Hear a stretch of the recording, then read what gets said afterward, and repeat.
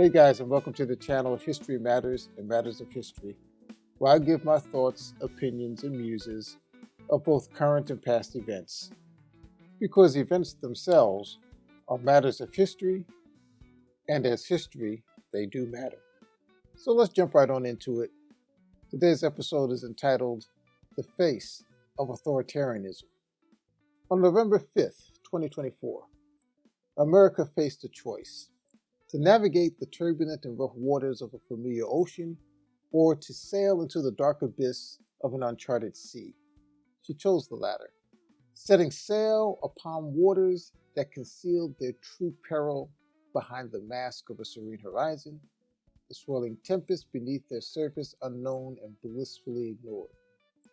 Now, having embarked on this journey for some 90 days, the mask is slowly but surely being peeled away, revealing the uncertainty that was always certain.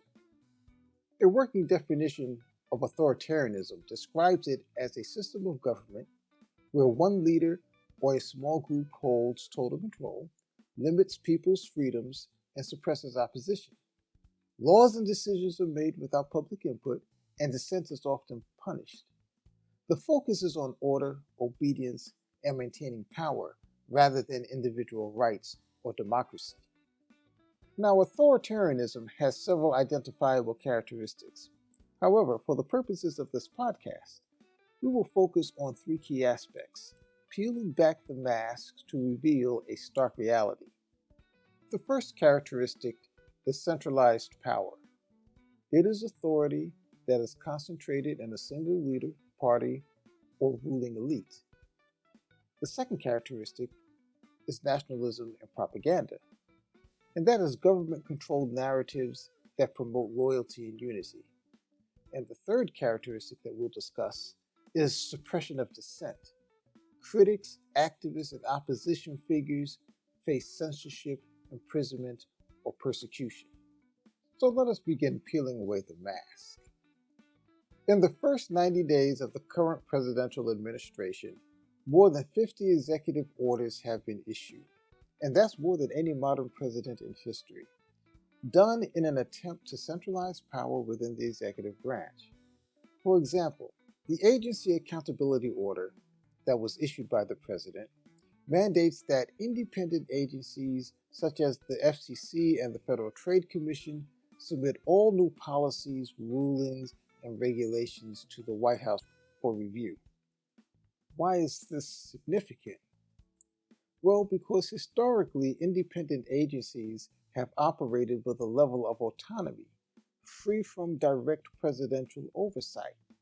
And so by subjecting these agencies to direct executive review, their independence is significantly reduced. Regardless of their original mandate, their priorities now align with the president's agenda.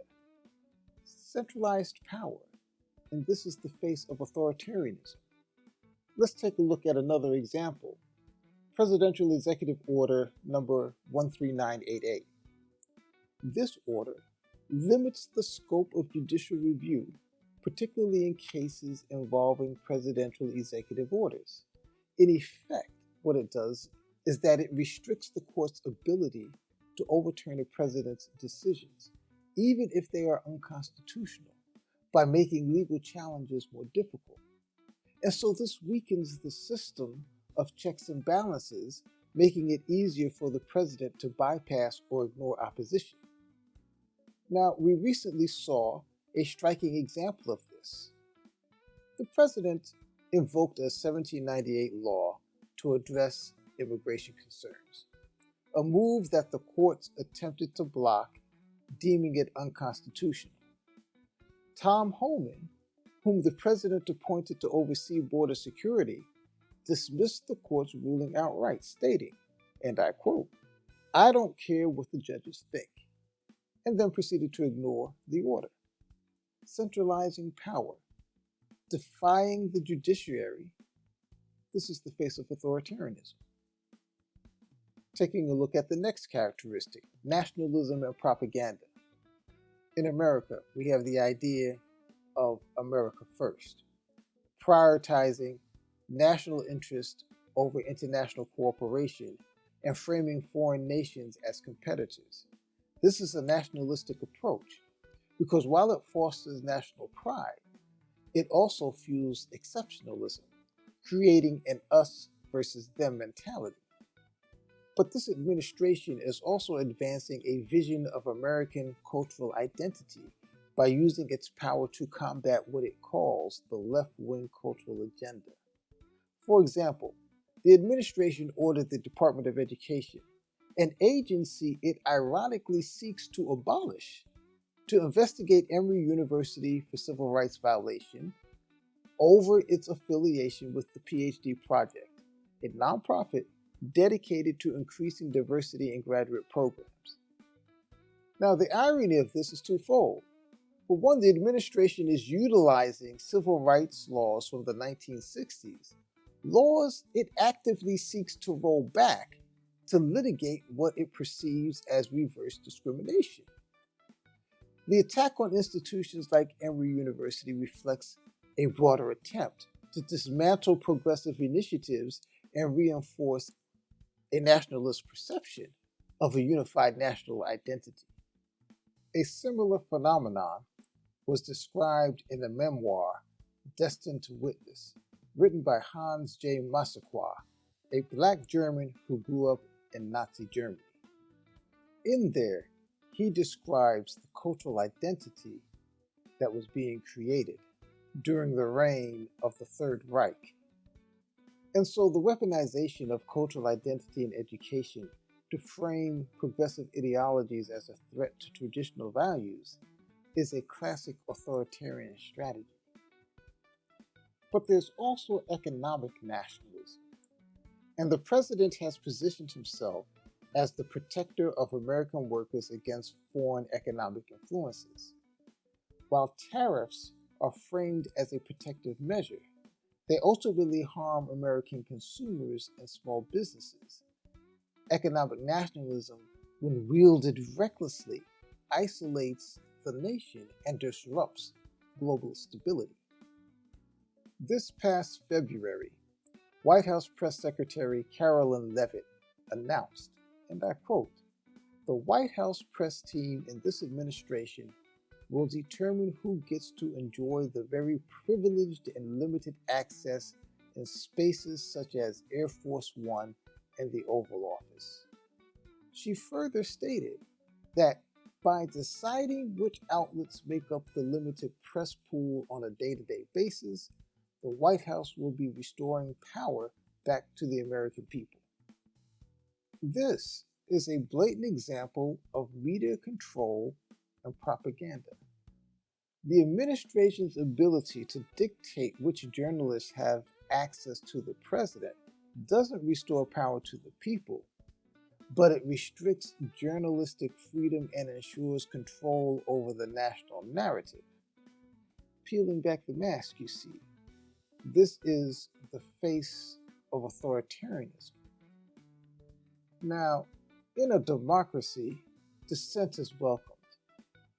Yet, in an authoritarian regime, it is suppressed through censorship, imprisonment, or persecution. Consider the recent detention of Mohammed Khalil, a legal permanent resident of the United States and a Palestinian refugee. He was detained under allegations of involvement in anti-Israel protests regarding the Gaza conflict. Now, as someone with Palestinian family members, I can understand his desire to demonstrate. Protest, after all, is a fundamental American right. Yet, authoritarianism does not tolerate such dissent. The American brand of authoritarianism, however, operates selectively. You see, it has no issue with an insurrection at the U.S. Capitol, or the parading of a Confederate flag, the banner of a defeated government through the sacred halls of Congress. No problems with that. So, centralized power, nationalism and propaganda, and suppression of dissent. each of these being a defining trait of authoritarianism. And peeling back the mask reveals that America is slowly becoming, to borrow a term from organic chemistry, an enantiomer of authoritarianism. An enantiomer is a non-superimposable mirror image, like your right hand to your left hand. Though structurally different, both hands function the same way. Similarly, while America's version of authoritarianism may not exactly resemble that of Benito Mussolini, it nonetheless serves the same purpose. We, especially the younger generation, should be deeply concerned about our trajectory. Ignorance of the past dooms one's future. History matters, matters of history. My muse for the day, and that's the way it is. Thanks for stopping by. Hit the subscribe button if you like. We'll talk to you later.